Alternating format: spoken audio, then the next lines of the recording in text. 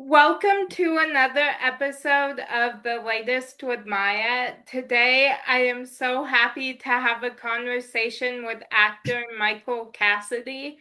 Michael has been in, to name just a few things, Men at Work, People of Earth, The Rookie, Resident Alien, Found, and Ballard. Thank you so much for being on my show. You're welcome. Thank you for having me. It's nice to meet you. You too. Yeah. Um, so who do you most admire and how has that affected the way you live your life? Oh, okay. Gosh, who do I most admire? Um, well, there are a few people, friends of mine that I've had for a long time, since I was a young person, and those are the people I think about the most when I'm coming across challenges. My buddy Eddie. My buddy Paul, my wife, people that I've known a really long time whose like integrity and my buddy Joe, those are the people that I admire the most, I would say, and who are like images for how I evaluate my challenges and stuff like that, I would say. Oh, I love that. Yeah. Um, so what small things bring you joy on a daily basis? Coffee, definitely first and foremost, coffee, caffeine in all forms. And then my kids, some of them are small still, so they count. And I like a good pair of socks. And and the I like almonds, the salted almonds that come in different flavors, like super spicy ones, barbecue, stuff like that. That's all.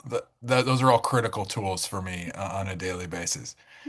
Oh, I love that. Yeah. So what is the greatest lesson you have learned from a character you've played? Ooh, that's a great question.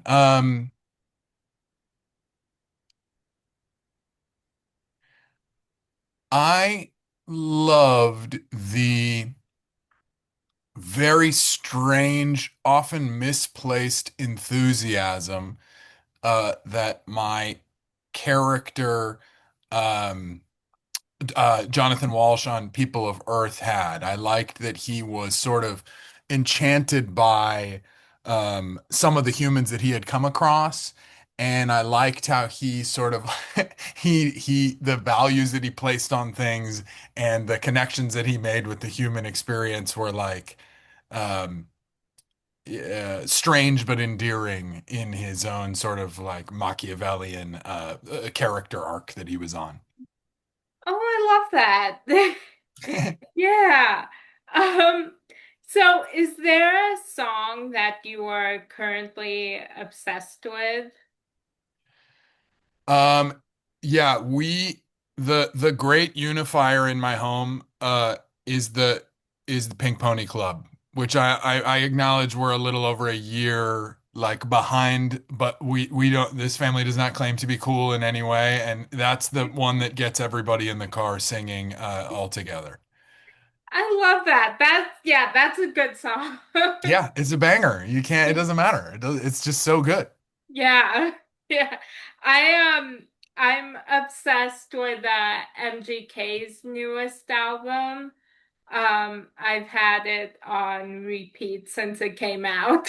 Okay, I'll check that out Um, next. it's so good. Okay, right on.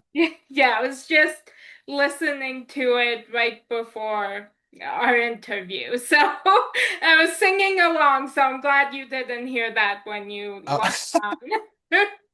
nice, nice. Um, so, if you had a warning label, what would yours be? If I had a warning label, what would yours be? I probably this person has a loud voice. I think I just uh That's probably the thing that like I was holding my buddy's baby over the weekend and I he asked me a question and I went to answer it and the baby like startled because I was being loud and I don't intend to be. So that I would say that should be my warning level. I like that one. That's a good one. Um, what has been the biggest obstacle you've overcome? Self-doubt, I would say. I mean, I yeah, definitely self-doubt. I think that like I have the thing that the thing that has challenged me the most for repeated stretches of my life is just my fear that I won't be able to either make the thing that I want to make in the world or that I won't be able to handle the unexpected thing that's coming my way that I feel is, scary or that's on my mind when I wake up in the middle of the night. And I think that all of that is way more powerful for me when I'm in it than any sort of external things. Yeah. Yeah, I can definitely relate to um that. Mm. Um and yeah, I'm sorry that you went through that. Mm. Thank you. Yeah. Um So I am pop culture obsessed and go in stages of, I mean, if you can't tell by my walls, um, and I go in stages of shows that I cannot stop watching. Mhm. Is there a show that you are currently obsessed with? Yeah, I'm completely obsessed with Andor, the Disney Plus show. Me and my oldest watched that, and then my wife picked it up, and I just like rolled right in with her and watched it all again. I just think it's amazing. I just love it so much. I think everybody who's in that is like operating at a very high level at the same time all together. I'm so glad that it happened. Oh, wow, I love that. Yeah. I'm recently, I mean, there's so many shows that I've been watching. I started just watching The Paper Oh on, yeah, I haven't seen that yet. How is it? it's really good. Okay. Yeah, that's my current obsession. Okay. Okay. Right on. Yeah. Um, so, do you have a go-to show or movie that you watch when you just want to tune out the world and escape? My favorite thing to do um when I want to escape, I go back to movies that my kids haven't seen yet that I loved and I maybe haven't seen in a while. I think that's the most there's a couple of shows that my wife and I will just sort of turn on, but the real I get the most sort of like um escape from whatever is challenging me by sort of engaging with my kids in the, artistic stuff that like fired me up and brought me to the kind of career and lifestyle that I've had. So that I would say that's it. So, oh, and to like name some stuff, I mean, I watched The Breakfast Club recently with my teenager, and it was like it's so good. There's just every frame of that movie is so good. And I hadn't seen it in like 10 years and we were laughing so hard together and we were like so connected and I was just like so grateful that like it was there and it still mattered, you know? Like I feel like the hardest thing about being a person is that you feel like everything's just like slipping through your fingers all the time, like time, opportunity, whatever, self-esteem. And like it's so nice that that movie is just sitting there like available to me and my kid right then, you know? Yeah, I love Yeah. that. I love The Breakfast Club. Oh, One of so my good. favorites. Yeah, yeah.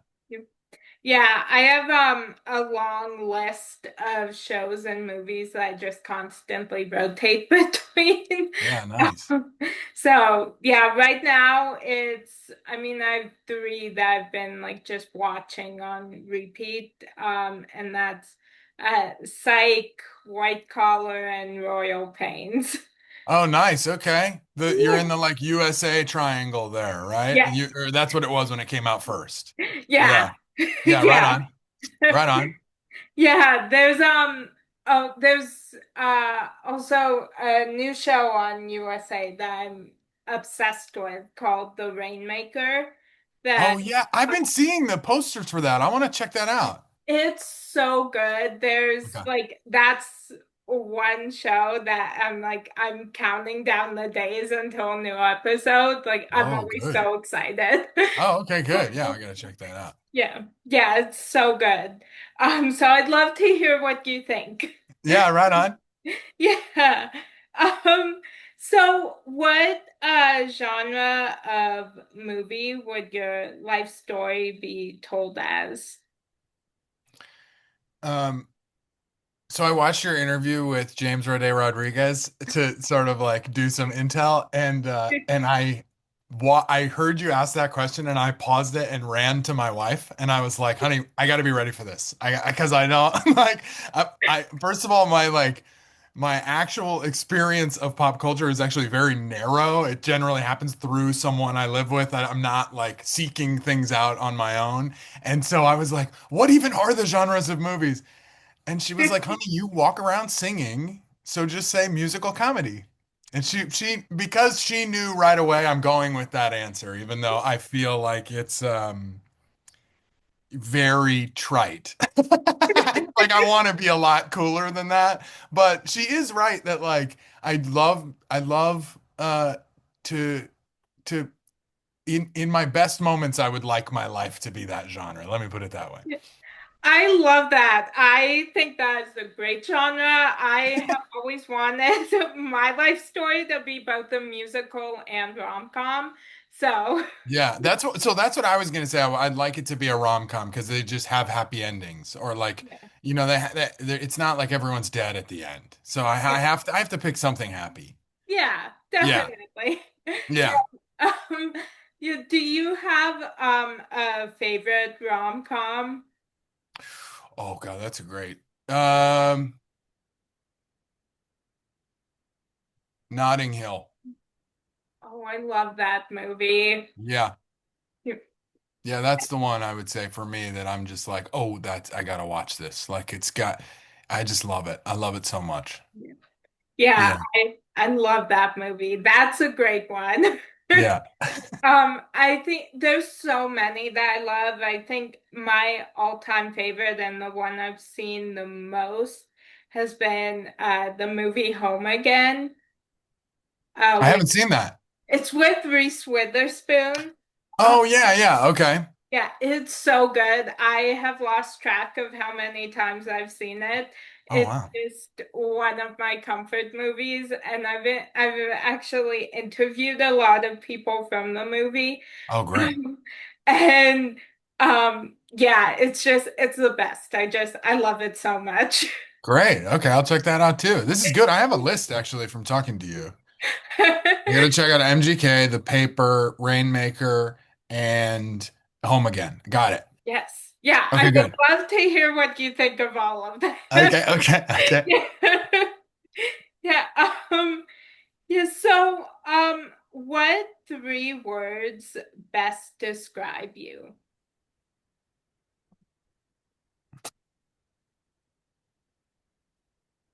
Enthusiastic,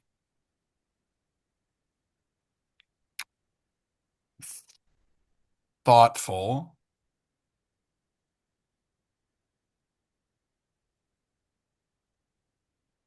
engaged. I like those. Those are good ones. It's so fun. That's such a funny question because you it's like you're asking for three words that could mean anything, and it at the same time it feels so vulnerable to like say to like own three attributes. You know what I mean? Yeah. It's a great question. It's a great question. It's like deep. It's good. Thank you. Hmm. Yeah. Um, so what is your favorite way to procrastinate? Oh. My favorite way to procrastinate is to read uh, books.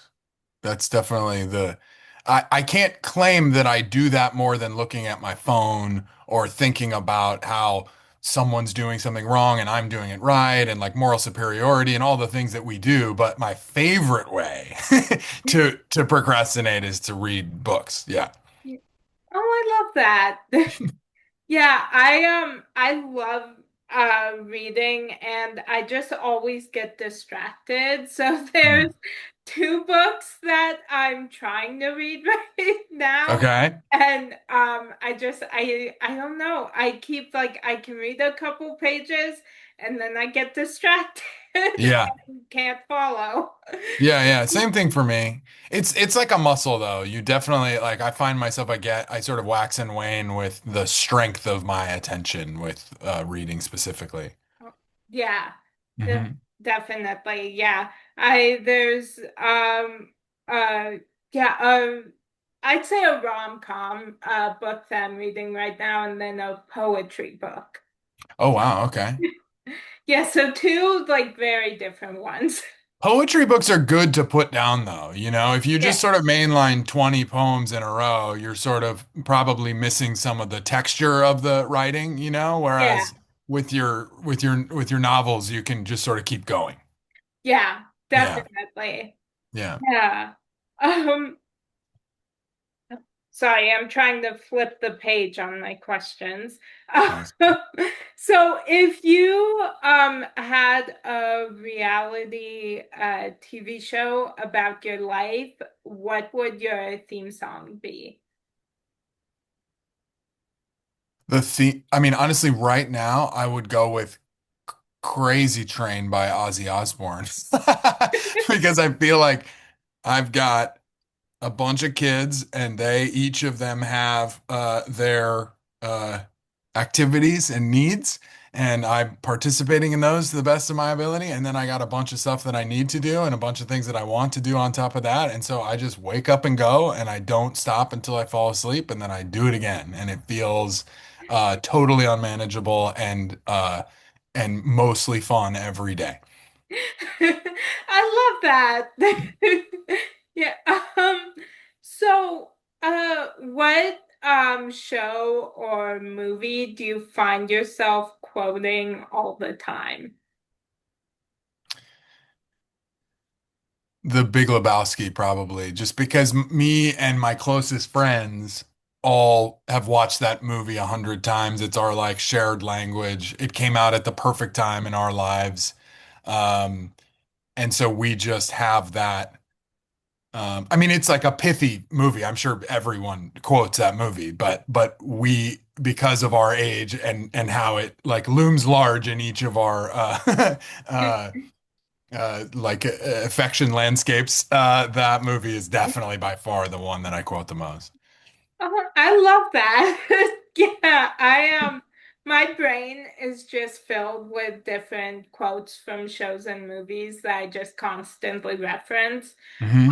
In any conversation, whether somebody understands it or not. Yeah, So I have like three that I quote all the time. yeah, So yeah, I always quote Psych and Will and Grace and Friends. nice. Okay, Yeah. Yeah. So those yeah, are the ones I quote the most. those are all shows that have a ton of episodes, so you have a lot of options with Yeah. those shows. Yeah. Yes, definitely. Yeah. Yeah. So I constantly have quotes from them. Yeah. So what book, TV show, song, movie, or play has had a profound impact on you? Um, wow, there's a lot. I would say the first thing that popped into my head was Angels in America by Tony Kushner because it just came out. Again, it was a timing thing. It was like it just came out and it was so powerful and for all the reasons that people know about it for. And then it came back into my life because when one of my teachers was the filmmaker and sort of icon Mike Nichols, and while he was my teacher while he was making the HBO miniseries of Angels in America, and so it's sort of like he would come to class and talk about his process and how he worked on it and how he was working on it when I was seeing him in class on Wednesdays. And so I felt this sort of personal connection to that iteration of the play as well, or what became the miniseries or film. And yeah, I would say that play is like the first thing I think of. Oh, I love that. Hmm. Yeah. Um, so do you have any irrational fears? Yes. Um, I would say that I have like a weird thing where, well, I have an irrational belief about my ability to influence events, And I think it's actually pretty common, but I I often when I'm like spinning out or struggling with something, when I get to the other side, I'll realize how much of my anxiety was built around an idea that I could control something that I actually couldn't, but also my sort of unwillingness to control the things that I could control. And it actually goes to one of your other questions, like procrastination, like what did I put off in order to put myself into this situation? Like if I'm, around a person that I don't like, how did I agree to be around this person when I could have avoided them earlier or something like that? Or it could be tiny little things like, I just put off that repair over and over again. And then it became like a hole in the floor of the living room. Um, so I would say that's the sort of it's like an irrational evaluation of where I should be like placing my energy. Um, yeah. Wow. Yeah, I have so many irrational fears. I always just joke my brain's one big irrational fear. So, Oh, um, so I mean, I don't know if this is irrational, but it's like every interview I have, there's at one point I panic, like afraid that I forgot to hit record. So oh yeah. looked at like the side of the screen to make sure I hit record. So I'm not Yes. sure if that's an irrational fear, but I Yes. always get super panicked. Yeah, yeah. It's a like intense, well-placed fear. Yeah. Yeah, yeah. I understand that. I got a few of those. Thank you. Yep. Yeah. Um, what subject could you give a TED Talk on, even though you're totally unqualified on that subject? Oh God, that's a great question. Totally unqualified. I mean, I do have I have a lot of opinions about what works in parenting, and none of them are sourced in any sort of like research or anything other than my own experience. But I do like have strong preferences and would be able to put together like a 5 minute thing on like my opinions and stuff like that. But it is, I mean, I don't want to discount my own experience, but it's definitely not like the level of study and research rigor that we would want from our TED Talk person. But so I would say parenting, anyway, is the short answer. That. Yeah. Um, so I love inspiring and motivational quotes. And this week, the one that spoke to me is by Robert Frost. And it's in 3 words, I can sum up everything I've learned about life. It goes on. Mm. Is there a quotation that has inspired you lately?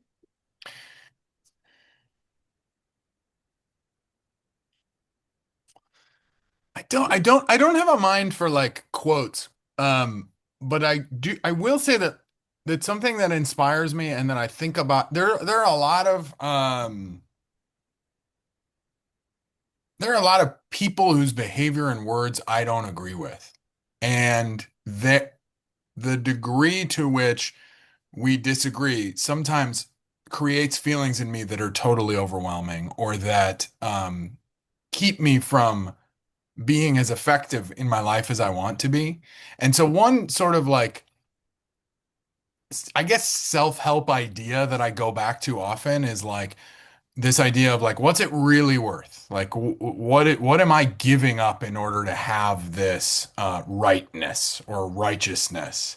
And I try to make myself do that calculation when I have a couple of minutes in the day, like, is this really, is this my relationship to this news story or my story about the person who honked at me and my energy around that, is it really worth what I'm giving it? Like I really want to, and sometimes the answer is yes, I need to respond to this news event in a specific way and it matters to me. Yes, it matters. And I'm glad I did that evaluation. And oftentimes the evaluation is just like, yeah, it's not worth it.